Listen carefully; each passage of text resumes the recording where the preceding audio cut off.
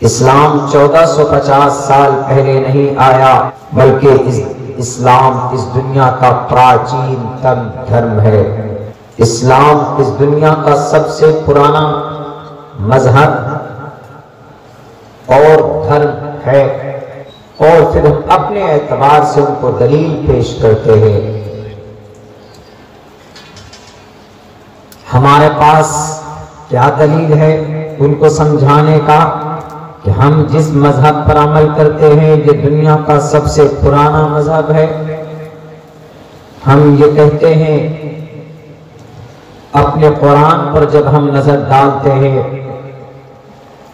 چونکہ ہمارے پاس لوگوں کو سمجھانے کے لیے سب سے مضبوط ترین کوئی کتاب اور کوئی قانون ہے تو وہ اللہ کا قرآن ہے اور نبی پاک علیہ السلام کی احادیث شریفہ۔ جو چیزیں قرآن کریم میں واضح نہیں ہیں، we are not able to understand completely at that time, we have to find out from احادیث مبارکہ۔ جو چیز ہمیں کلیئر طور پر قرآن میں نہیں ملتی، ہم ان چیزوں کو نبی پاک علیہ السلام کی زندگی میں اور ان کے حالات میں ہم اٹھا کر دیکھتے ہیں تو وہ چیز ہمیں وہاں سے مل جاتی۔ آپ جواب دے سکتے، آپ کہہ سکتے ہیں اگر آپ پر کوئی اعتراض کرے کہ مسلمانوں آپ اسلام مذہب پر عمل پیرا ہو، آپ کی زندگی ہے، کیا تاریخ ہے اس مذہب کی، کیا اتہاس ہے اس مذہب کی؟ آپ قرآن پڑھیں گے تو اللہ تبارک و تعالی فرماتا ہے اذ قال ربک للملائکۃ انی جاعل فی الارض خلیفہ۔ انسانوں کی پیدائش کے لیے جب اللہ نے 4 ارب 7 کروڑ سال پہلے اس دھرتی کو، اس پرتھوی کو بنایا تھا، اس دھرتی کو بنانے کے بعد اس پر اللہ تبارک و تعالی نے جناتوں کو پیدا کیا اپنی بھکتی اور اپنی عبادت کے لیے، مگر وہ لوگ رب کے نافرمانی کرنے کی وجہ سے اللہ تبارک و تعالی نے ان کو اس زمین سے، اس پرتھوی سے، اس بھومی سے ان کو اٹھا دیا، ان کو ختم کر دیا۔ کچھ دنوں کے بعد اللہ تبارک و تعالی نے فیصلہ کیا میں زمین پر انسان کو پیدا کرنا چاہتا ہوں، نائب بنانا چاہتا ہوں۔ تو فرشتوں نے کہا کہ اللہ سامنے، اللہ تبارک و تعالیٰ کے سامنے یہ بات آئی کہ اللہ آپ ایسی قوم کو بنائیں گے جو آپس میں خون بہائیں گے، فساد کریں گے۔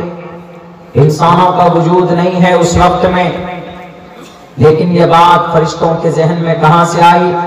چونکہ ان سے پہلے جو جنات تھے بڑی طاقتور قوم، مگر ایک کمی تھی، ان میں اتنا دماغ، اتنا کامن سینس نہیں تھا جتنا انسان کے اندر دماغ اور کامن سینس ہوتا۔ کہا جاتا ہے کہ جناتوں کا سب سے بڑا عقل مند آدمی انسان کا 10 سال کا بچہ، سب سے بڑا ودوان جناتوں کا انسان کے آدمی کی 10 سال بچے کی دماغ کو کمپیئر کیجئے، تب جا کر مقابلہ ہوتا تھا۔ تو فرشتوں نے کہا اتجعل فیہا، آپ اس قوم کو بنانے جا رہے ہیں من یفسد فیہا، کہ جو زمین پر فساد پیدا کریں گے، زمین کے اوپر لڑائی کریں گے، ایک دوسرے کو گالی دیں گے، ایک دوسرے کا خون بہایا کریں گے، ایک دوسرے سے نفرت کریں گے، تشدد برپا کریں گے، قتل کریں گے۔ لیسفک الدماء، خون بہائیں گے، چھوٹی چھوٹی بات ہوگی تو آپس میں لڑ جائیں گے، جھگڑا کریں گے، مار پیٹ کریں گے۔ اے اللہ، اگر آپ کو عبادت اور بھکتی چاہیے، we are present here for every time۔ آپ نے ہمیں پیدا کیا، ہم آپ کی عبادت کے لیے، آپ کی تسبیح اور تحمید کے لیے کافی۔ What is need to create and like that creatures؟ کیا ضرورت ہے آپ کو ایسے مخلوقات کو پیدا کرنے کی؟ ان سے پہلے چونکہ وہ دیکھ چکے تھے تو انہوں نے یہ اندیشہ ظاہر کیا، تو اللہ تبارک و تعالیٰ نے کہا کہ نہیں، انی اعلم ما لا تعلمون، میں جانتا ہوں ان باتوں کو، میں جانتا ہوں ان چیزوں کو، میں جانتا ہوں وہ سب جنہیں تم نہیں جانتے۔ لا تعلمون، you don't know and I know a lot of things۔ میں جانتا ہوں because I am a God، I am a creator of the world، I made this world، میں نے اس دنیا کو بنایا، میں نے انسان کو پیدا کیا، میں جانتا ہوں، میں پیدا کروں گا، میں جانوں گا ان کے اندر کیا کمی ہے، یہ کیا کرنا چاہتے ہیں، تم سے زیادہ بہتر میں جانتا ہوں، جاؤ۔ انسانوں کی تخلیق کا وقت آ گیا، انسان حضرت آدم علیہ السلام کا مجسمہ پوری تفصیل قرآن کریم کے اندر موجود ہے، بنایا جاتا ہے، اور پھر فرشتوں سے بن کر جب تیار ہو جاتا تو فرشتوں سے ان کے سامنے سجدے کی بات کی جاتی ہے تو فرشتے سب کے سب سجدہ کرتے ہیں، اور پھر اس وقت کون اعتراض کرتا ہے؟ اعتراض کرنے والا اعتراض کرتا ہے، راندے درگاہ ہو جاتا ہے۔ شیطان نے مخالفت کی، ابا واستکبر، انکار کیا، اس کے ساتھ ساتھ تکبر بھی کیا کہ نہیں، میں انسان کے سامنے میں آپ کے آرڈر کو نہیں مانوں گا۔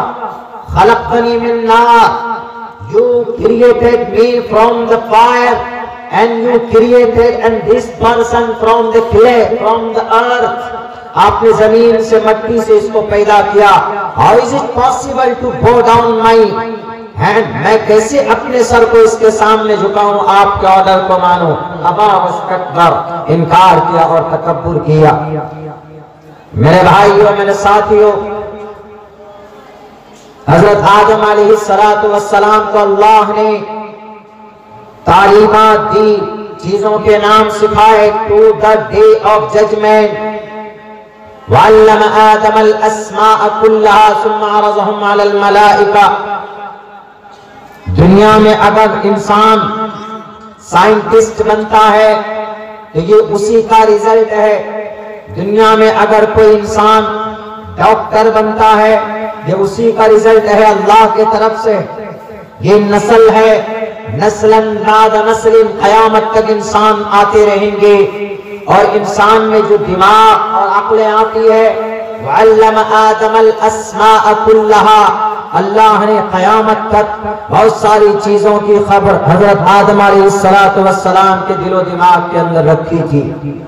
ان کی اولاد اگر آج کوئی ڈاکٹر، سائنٹسٹ، ویجانک، مفتی، حافظ قرآن، قاری قرآن بنتا ہے تو یہ اسی کی نسبت کا نتیجہ ہے، اور اللہ نے صاف لفظوں میں کہا بھی ہے کہ وَيَخْلُقُ مَا لَا تَعْلَمُونَ، جاؤ میں ایسی ایسی چیزوں کو وجود میں لاؤں گا دنیا میں کہ تم نہیں جانتے۔